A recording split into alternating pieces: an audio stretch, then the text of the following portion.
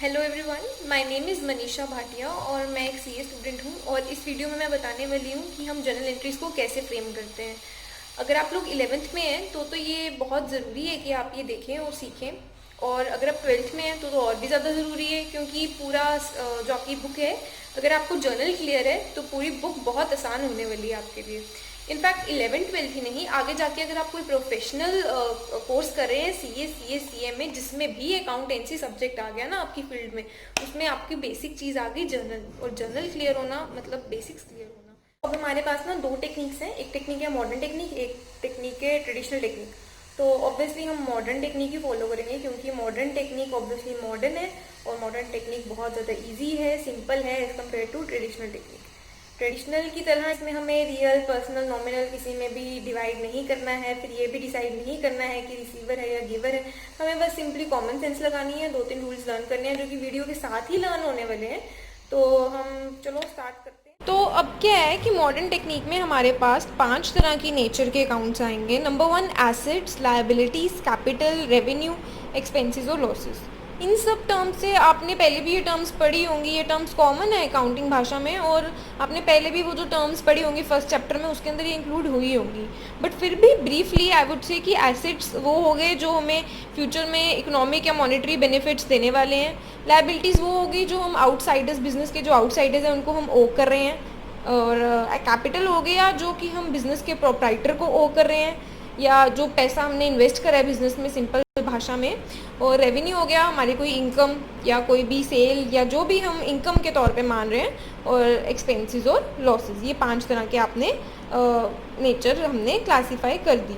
अब उसके बाद जो हमें रूल्स लर्न करने हैं ना, जो कि बहुत आसान है, वो हैं कि एसेट और expenses when ever they will increase हम उनको डेबिट करेंगे, और जब भी वो डिक्रीज होंगे तो हम उनको क्रेडिट करेंगे। एक और बार, एसेट और एक्सपेंसेस या फिर लॉसेस जब भी इंक्रीज होंगे, यानी जब वो बढ़ेंगे, तब हम उनको डेबिट करेंगे, और जब वो डिक्रीज होंगे तब हम उनको क्रेडिट करेंगे।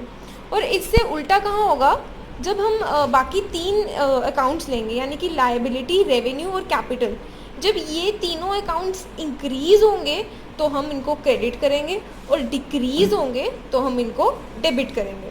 ठीक है, अब एक और बार फिर से फाइनल कर लेते हैं कि लायबिलिटी, रेवेन्यू, इनकम, कैपिटल जब जब ये इंक्रीज हो रहे हैं तब वो क्रेडिट होंगे, और जब जब वो डिक्रीज हो रहे हैं तब वो डेबिट होंगे। और एसेट और एक्सपेंस जब भी इंक्रीज होगा तब वो डेबिट होगा, और जब वो डिक्रीज होगा तब वो क्रेडिट होगा। 5 रूल्स देख लिए हैं, समझ लिए हैं, तो चलो कुछ ट्रांजेक्शन्स हम सॉल्व करते हैं। सिंपल से लेके कम्प्लेक्स तक हम करेंगे और बहुत ही आसानी से होने वाली हैं। तो नंबर 1 पे हम ले रहे हैं, से मैं आपको एक एग्जांपल दे देती हूँ। से हम मशीनरी खरीद रहे हैं, ठीक है। से हम मशीनरी खरीद रहे हैं कैश में से 10,000 रुपये की। अब मशीनरी तुम्हारा क्या है, एसेट। कैश भी तुम्हारा क्या है, एसेट। क्योंकि एसेट क्या है, कोई भी चीज़ जो तुम्हें मॉनेटरी बेनिफिट दे रही है अभी या बाद में। कैश तो ऑलरेडी मनी फॉर्म में है, और मशीनरी तुम्हें फ्यूचर बेनिफिट्स देने वाली है। अब तुम्हारे बिजनेस में मशीनरी आई, यानी कि वो प्लस हुई, और तुम्हारे बिजनेस से कैश गया जो तुमने मशीनरी खरीदने के लिए दिया, तो वो माइनस हुआ। अब एसेट जब प्लस होगा तो वो इंक्रीज होगा तो वो डेबिट होगा, और एसेट जब डिक्रीज होगा तो वो क्रेडिट होगा। तो तुम्हारी एंट्री तो बहुत आसानी से बन गई। मशीनरी अकाउंट डेबिट हो गया क्योंकि मशीनरी इंक्रीज हुई है, तो वो 10,000 रुपये से डेबिट हो गया। और तुम्हारी कैश जो है वो तुम्हारा क्रेडिट हो गया क्योंकि वो 10,000 रुपये से डिक्रीज हुए।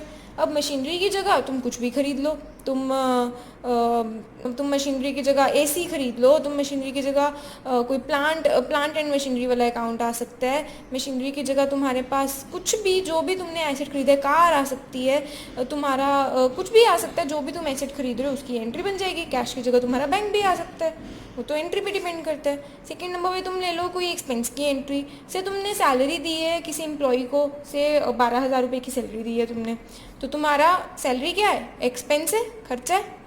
खर्चा क्या हो रहा है, प्लस हो रहा है।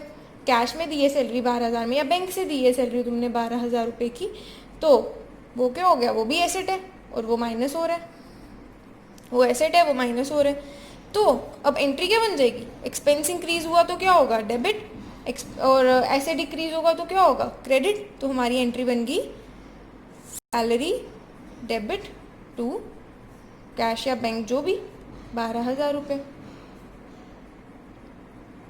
अब सैलरी की जगह तुम्हारे पास कितने सारे एक्सपेंसेस आ सकते हैं, जो भी ट्रांजैक्शन होगी उस पर डिपेंड करेगा। तुमने किसी को कमीशन दी है, तुमने किसी को इंटरेस्ट दिया है, तुमने इंटरेस्ट ऑन लोन दिया है, ठीक है, तुमने क्या बोलते हैं, तुमने बैंक वालों को बैंक के चार्जेस पे करे हैं, तुमने किसी को, कोई तुम्हारा बिजनेस में लॉस हो गया है, लॉस बाय फायर हो गया है, कोई भी तुम्हारा जो भी अकाउंट होगा वो तुम्हारे इसमें कवर हो जाएगा। ठीक है, नंबर 3 पे हम आ जाते हैं। एक और एग्जांपल ले लेते हैं कोई से। नंबर 3 पे हम ले रहे हैं कोई इनकम की एग्जांपल से। तुम्हें रेंट रिसीव हुआ है, रेंट तुम्हें रिसीव्ड हुआ है 5,000 रुपये का इस महीने। तो रेंट रिसीव्ड क्या है, तुम्हें रेंट रिसीव हुआ है, ये तुम्हारी इनकम आ गई। इनकम क्या हो रही है, इंक्रीज़ हो रही है। इनकम इंक्रीज़ होती है तो क्या होती है, क्रेडिट। और रेंट तुम्हें कैश में रिसीव हुआ है, कैश क्या है, एसेट। कैश तुम्हारे पास आया, इंक्रीज हुआ, एसेट इंक्रीज हो तो डेबिट। तो एंट्री क्या बन गई, cash account debit to rent received. Clear, कितने भी पैसे 5,000।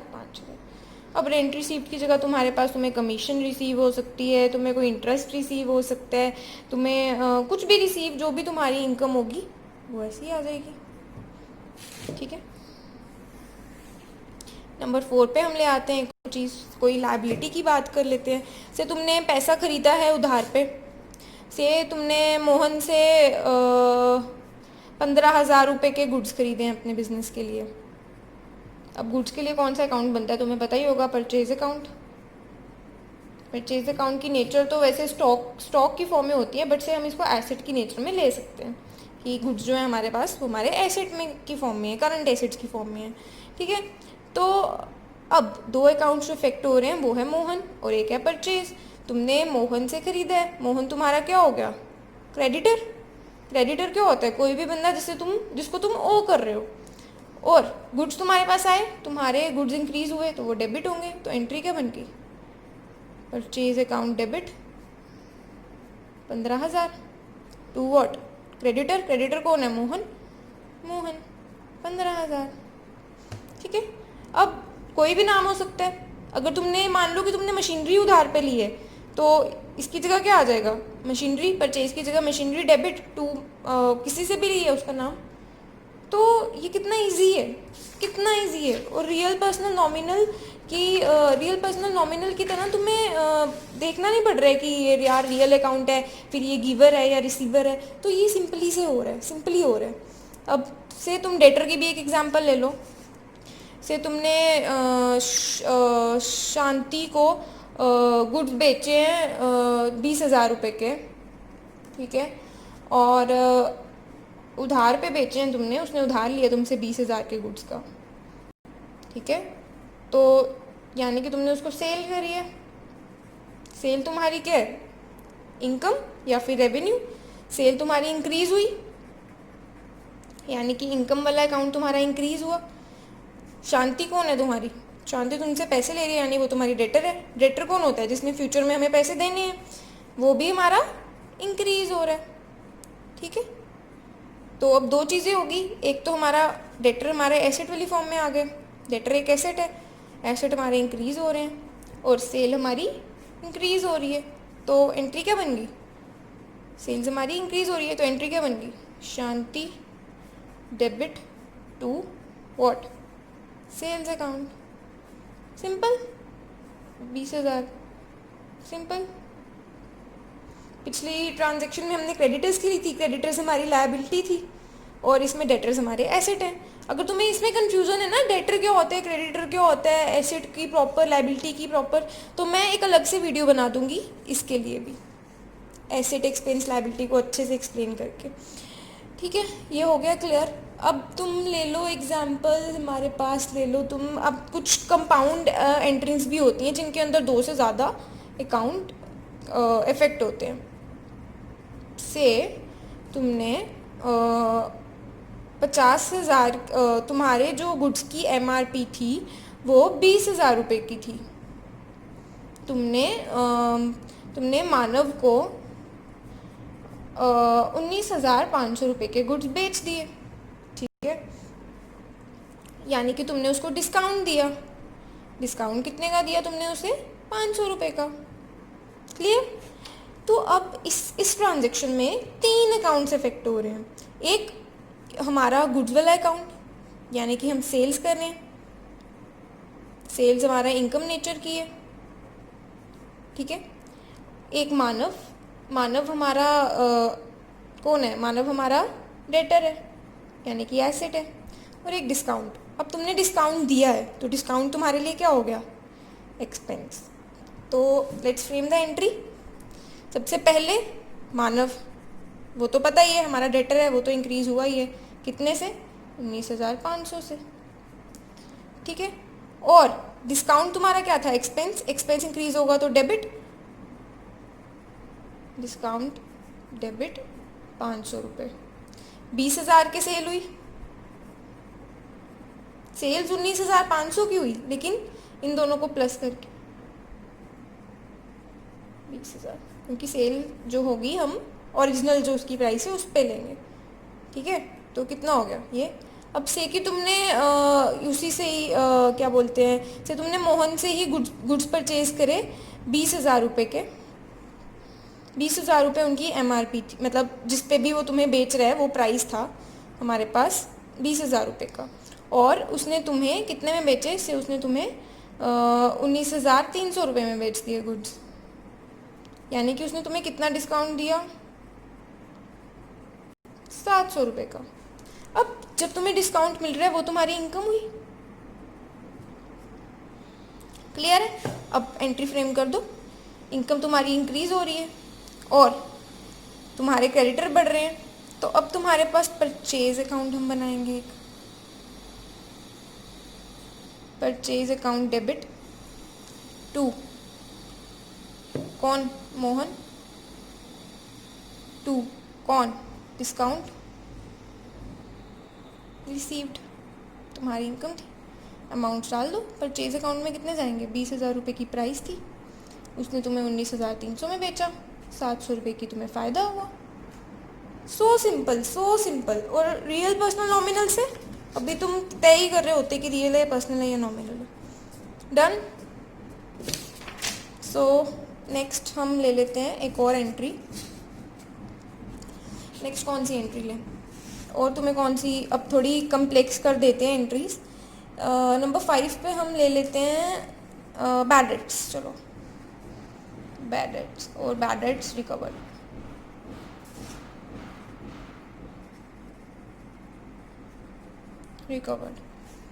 बैड डेट्स क्या होता है भाई? बैड डेट्स तुम्हारा हो गया कि तुमने किसी से पैसे लेने थे और अब तुम्हें पता चल गया कि भाई वो तो उसका तो दिवालिया निकल गया, वो तुम्हें पैसे नहीं दे पाएगा। तो ऑब्वियस सी बात है, ये तो हमारा खर्चा है, ये तो हमारा लॉस है,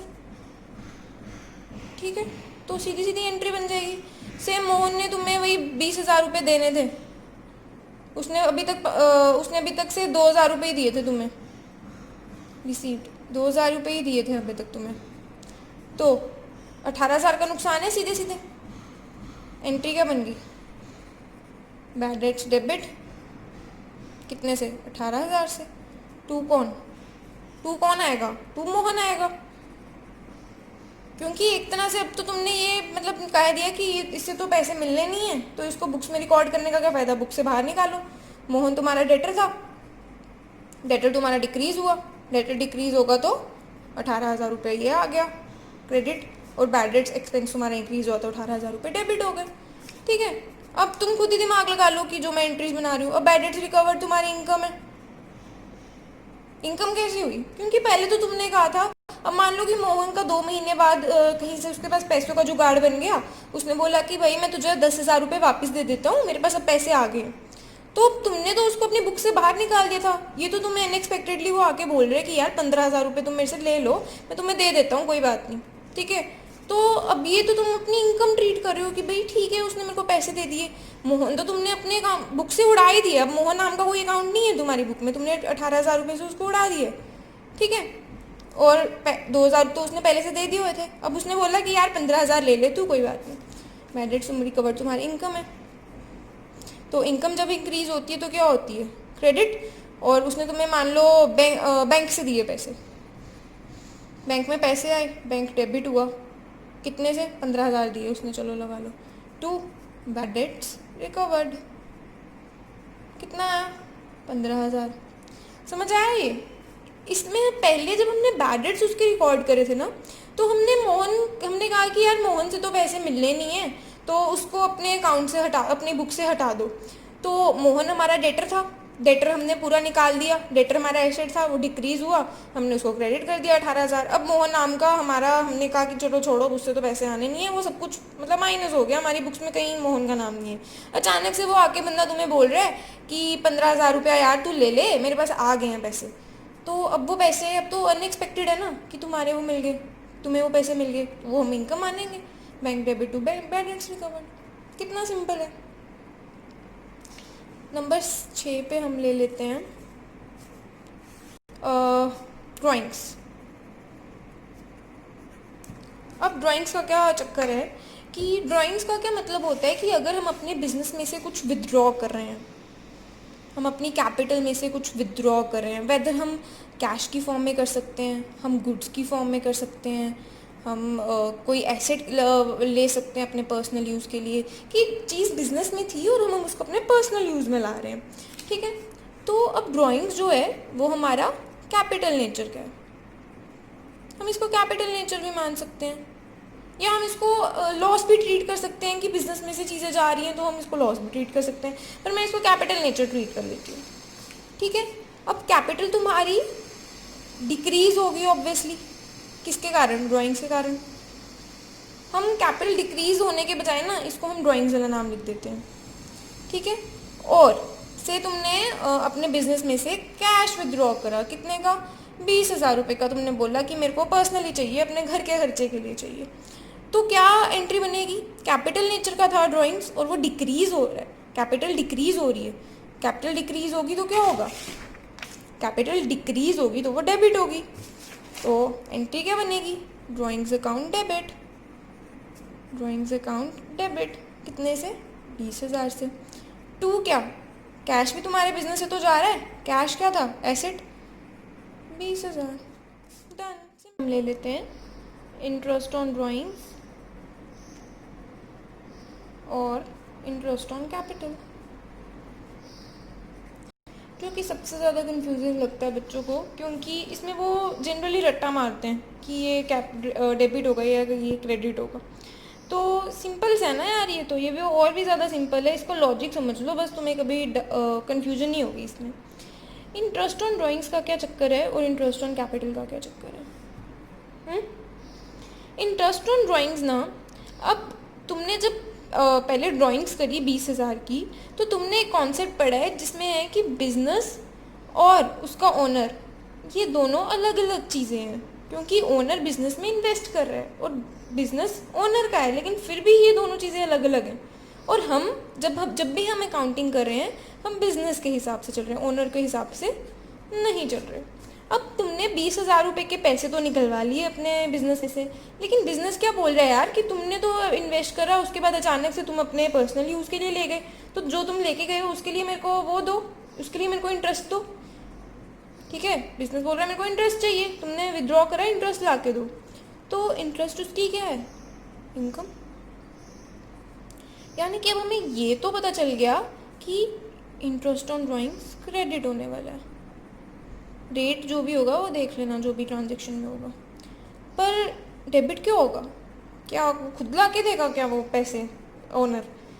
अब कॉमन सेंस की बात है कि जो ओनर है उसने बिजनेस में कैपिटल के थ्रू इन्वेस्ट करा है, तो हम क्या करेंगे, कैपिटल को डेबिट करेंगे, और कैपिटल को डेबिट करना और कैपिटल माइनस होती है तो क्या डेबिट होता है, ड्राइंग्स। सिंपल सी एंट्री बन गई, drawings account debit to interest on drawings, capital जब भी तुम विड्रॉ करोगे ना तो वो हम ड्राइंग्स की फॉर्म में लिखते हैं, बाद में जाके बैलेंस शीट में हम ड्राइंग्स कैपिटल में से ही माइनस कर लेते हैं, तो ओवरऑल एक ही इफेक्ट होता है। लेकिन कैपिटल कभी भी डेबिट नहीं होती, जब कैपिटल डेबिट होती होगी तो उसकी जगह हम ड्राइंग्स वाला अकाउंट लिखते हैं। ड्राइंग्स कहीं भी अगर तुम पढ़ोगे तो सिंपल सा मतलब है कि कैपिटल विड्रॉ हुई है किसी भी फॉर्म में, तो ड्राइंग्स हमारी डेबिट होगी, इंटरेस्ट ऑन ड्राइंग्स बिजनेस की इनकम होगी। फाइन। अब आते हैं इंटरेस्ट ऑन कैपिटल पे। अब भाई ओनर भी तो बोल सकते हैं कि यार बिजनेस मैंने तेरे में इतना इन्वेस्ट करा है, मेरे को भी इंटरेस्ट दो, मैं कहीं और इन्वेस्ट करता मेरे को इंटरेस्ट मिलता, मैंने बिजनेस में इन्वेस्ट करा है मेरे को भी इंटरेस्ट चाहिए। तो ऑब्वियस ही बात है कि हम बिजनेस के हिसाब से चलेंगे, इंटरेस्ट दे रहा है वो ओनर को, तो ये बिजनेस के लिए क्या हो गया, एक्सपेंस। ठीक है, इंटरेस्ट ओनर को दिया तो ये बिजनेस के लिए एक्सपेंस हो गया, यानी कि इंटरेस्ट ऑन कैपिटल तो तुम्हारा डेबिट होगा।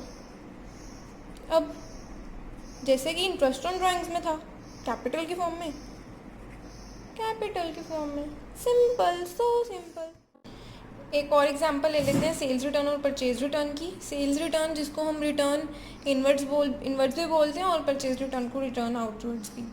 इसकी क्या एंट्री बनेगी, से तुमने सेल्स रिटर्न क्या हो गया कि सामान बेचा था वो वापस आ गया, से तुमने मोहन को 20,000 का सामान बेचा था और 5,000 का सामान उसने वापस कर दिया।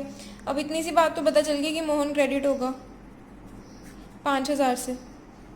क्यों, क्योंकि पहले क्योंकि मोहन डेटर है और डेटर के 5,000 रुपये कम हो रहे हैं, और डेटर्स कम होते हैं तो वो क्रेडिट होते हैं, और ऊपर क्या आ जाएगा, सेल्स रिटर्न डेबिट 5,000। ये सेल्स रिटर्न ऑटोमेटिकली माइनस हो जाएगा सेल्स से।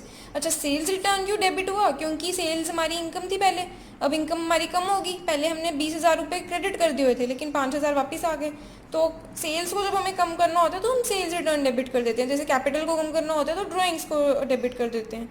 ठीक है, और बाद में ये सेल्स रिटर्न बैलेंस शीट में जाके वो प्रॉफिट एंड लॉस में जाके सेल्स में से ही माइनस हो जाएगा। और परचेज रिटर्न का इससे उल्टा क्या, से हमने साहिल से परचेज करी थी तो साहिल डेबिट 10,000 की मान लो वापस करी goods to purchase return 10,000। Simple entry ये भी। नेक्स्ट हमारे पास आ गया एक्रूड इनकम और एक्सपेंस या फिर प्रीपेड इनकम और एक्सपेंसेस। ठीक है, तो इसमें क्या है, इसमें भी बहुत बच्चों को कन्फ्यूजन रहती है। सबसे पहले हम एक्सपेंसेस का केस लेते हैं। ठीक है, तो मान लो कि रेंट हम एक्सपेंस पे करे थे रेंट का जो 15,000 रुपये पर ईयर था, और इस साल हमने खाली 10,000 पे करा, तो ये वाली एंट्री तो क्लियर है, रेंट डेबिट टू कैश 10,000 10,000। अब एक्रूअल कॉन्सेप्ट आपने एक चीज़ पढ़ी है जिसके अंदर एक्रूअल कॉन्सेप्ट क्या कहता है हमें कि इस साल के जितने भी एक्सपेंसेस एक्रूड हैं, यानी कि एक्रूड मतलब इस साल जितने भी एक्सपेंसेस आपके हो रहे हैं वो आपको सभी रिकॉर्ड करने हैं और बैलेंस शीट में शो करने हैं या प्रॉफिट एंड लॉस में शो करने हैं, वेदर और नॉट आपने वो पे करे हैं या नहीं करे हैं। तो सिमिलरली रेंट आपने 10,000 का ही पे करा है, लेकिन बता कितना था भाई, 15,000 का, तो 5,000 का जो आपने रेंट नहीं पे करा है वो भी तो हमें शो करना है। अब वो किस फॉर्म में शो करना है, रेंट की फॉर्म में ही, तो ऑब्वियसली रेंट तो डेबिट होगा ही, लेकिन क्रेडिट क्यों होगा, क्रेडिट हमने कैश तो पे किया नहीं है जो कैश क्रेडिट हो, तो हम नया अकाउंट बनाएंगे रेंट आउटस्टैंडिंग 5,000, और ताकि, और ये रेंट आउटस्टैंडिंग की क्या नेचर है, ये क्या है हमारे पास, ये है हमारे पास लायबिलिटी। लायबिलिटी क्या हुआ, जो पैसे हमने कल चुकाने हैं, यानी ये पैसे चुकाने हैं और लायबिलिटी इंक्रीज हुई तो वो क्रेडिट हो गई, 5,000 रुपये हमारे पास हमने चुकाने हैं अगले साल, और अगले साल जब हम 5,000 रुपया दे देंगे तो क्या एंट्री बनेगी, rent outstanding debit 5,000 to cash 5,000, क्योंकि लायबिलिटी हमारी कम हो गई 5,000 से और कैश भी हमारा कम हो गया 5,000 से।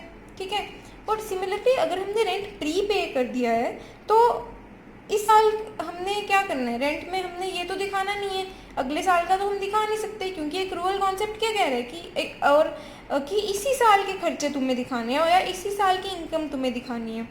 तो रेंट अकाउंट बनता कितना था, 15,000 रुपये, 15,000 रुपये हमने रेंट में डाल दिया। ठीक है, और हमने असल में पे किया 20,000, लेकिन खाली हमने 15,000 ही डाला रेंट अकाउंट में। क्यों, क्योंकि इस साल का खर्चा कितना है, 15,000, बाकी हमने 5,000 जो अगले वाले साल के लिए पे करा है उसको हम क्या दिखा देंगे, एक नया अकाउंट खोल देंगे, prepaid rent debit to cash. अब ये प्रीपेड रेंट किस नेचर का होगा, ऑब्वियस ही बात है कि ये एसेट नेचर के, क्योंकि फ्यूचर में हमें इस प्रीपेड रेंट से बेनिफिट मिलने वाला है, तो प्रीपेड रेंट टू कैश यानी कि 5,000 और 5,000, सिंपल। सिमिलरली इनकम के केस में क्या हो जाएगा, मान लो अब हम किसी से रेंट लेते हैं 20,000 रुपये पर ईयर, ठीक है। तो अब मान लो कि उसने हमें खाली 15,000 रुपया पे करा इस साल, तो cash account debit to rent account 15,000 तो समझ आया। और अब हमें एक्रूअल कॉन्सेप्ट ये भी कह रहा है कि हमें 5,000 रुपये, तो एक्रूअल कॉन्सेप्ट हमें ये भी कह रहा है कि हमें खाली 5,000 कि हमें इस साल के जितनी भी इनकम्स हैं वो रिकॉर्ड करनी है। पर इनकम हमारी कितनी बनती थी, 20,000 की। तो अब हमने इनकम ये भी शो कर दी कि 5,000 रुपये का रेंट तो क्रेडिट हुआ, लेकिन अब डेबिट क्या होगा, रेंट एक्रूड या आउटस्टैंडिंग। ये हमने नया एक अकाउंट खोल दिया, और ये अकाउंट किस नेचर का है, एसेट का, क्योंकि हमें पता है कि कल को हमें इसके बदले में जो हमारे जो भी हैं उससे हमें 5,000 रुपये रेंट अगले साल मिलना ही मिलना है। तो एसेट इंक्रीज हुआ तो ये डेबिट हो गया, ठीक है।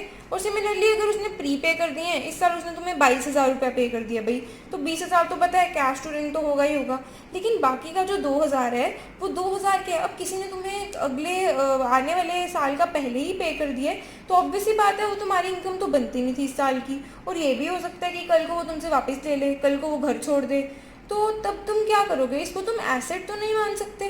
तो ये क्या है, ये किस नेचर की है, ये लायबिलिटी नेचर की है, कि ये तो पैसा तुम्हारे ऊपर, इसको हम लायबिलिटी कंसीडर करें कि यार क्या पता कल वो हमसे वापस ले ले या क्या कर ले, तो हमें पता नहीं है कि इनकम हमारी बनेगी या नहीं बनेगी। तो कैश अकाउंट हमने डेबिट कर दिया 2,000 से, और रेंट रिसीव्ड इन एडवांस हमने क्रेडिट कर दिया 2,000 से। तो कोई भी रेंट, इसमें तो मैंने रेंट की एग्जांपल ली है, कोई भी तुम्हारा हो सकता है, तुम्हारी कमीशन हो सकती है, इंटरेस्ट हो सकता है, तो उसके अंदर इन रेंट आउटस्टैंडिंग की नेचर या इसकी नेचर ये सेम ही रहेगी, एग्जांपल्स अलग अलग हो सकती है। तो अब ये सब तुम्हारे जो अकाउंट्स हैं ये बन चुके हैं। मैक्सिमम मैंने जर्नल एंट्रीज कवर कर दी हैं, सिवाय जीएसटी वाली एंट्रीज को छोड़ के, जीएसटी और सेट ऑफ वाली वो मैं नेक्स्ट वीडियो में कवर कर लूँगी। और बाकी जितनी भी तुम्हारी एंट्रीज हैं वो मैक्सिमम कवर हो चुकी हैं। स्टिल तुम्हें कोई भी डाउट है किसी एंट्री में लेके या कुछ भी लेके, तो मैं अपनी आईडी का लिंक भेज दूँगी, तो मुझे मैसेज कर सकते हो, तुम पूछ सकते हो कुछ भी है। और मैक्सिमम तुम्हारे 11th क्लास की एंट्रीज इसमें कवर हो चुकी हैं, थोड़ी बहुत जो बची हैं सिंपल सी वो तुम खुद भी देख सकते हो, तुम्हें आसानी से समझ आने वाली है, क्योंकि कम्प्लेक्स तो तुमने समझ ली हैं, तो ये भी तुम्हें आसानी से समझ आ जाएंगी। तो आई होप तुम्हें ये वीडियो अच्छा लगा हो जनरल को लेके, और बस ये रूल्स अच्छे से पढ़ लेना, तो तुम्हारा कोई भी तुम्हें ट्रांजेक्शन मिल जाएगी। मैंने तो खाली कुछ एग्जांपल्स दिए हैं, आगे जाके 11th में 12th में बहुत सारी एंट्रीज होंगी, बहुत सारे लेजर अकाउंट्स होंगे, क्योंकि ऑब्वियस ही बात है कि लेजर और अकाउंट्स तुम्हारे तभी क्लियर होंगे जब तुम्हारा जर्नल क्लियर होगा। तो तुम इसकी प्रैक्टिस करो, अच्छे से देखो, ट्रांजेक्शन्स देखो, और एक बार ही तुम्हें क्लियर हो गया ना, तुम्हें इसको रिवाइज करने की ज़रूरत नहीं है, ये रूल्स तुम्हारे दिमाग में बैठ जाएंगे और अच्छे से सब कुछ हो जाएगा। आई होप कि तुम्हें अच्छा लगा हो। और